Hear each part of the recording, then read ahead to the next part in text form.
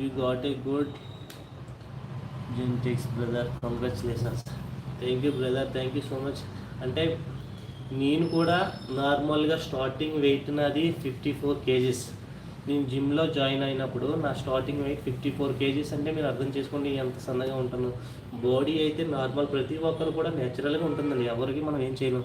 So 54 kgs నుంచి ఒక big muscle 100 kgs వరకు వచ్చామంటే ఎంత కష్టపడి ఉండొచ్చు చూడండి ఇది. సో ఎంత డైట్ తినొచ్చు, ఎంత కష్టపడి ఉన్నాం, ఎన్ని అవర్స్ మనం ఎంత హార్డ్ వర్క్ చేసి ఉండొచ్చు అనేది మీరు తెలుసుకోవాలన్నమాట. సో గాయస్ ఎప్పుడు కూడా డిసప్పాయింట్ అనేది అవ్వకూడదు.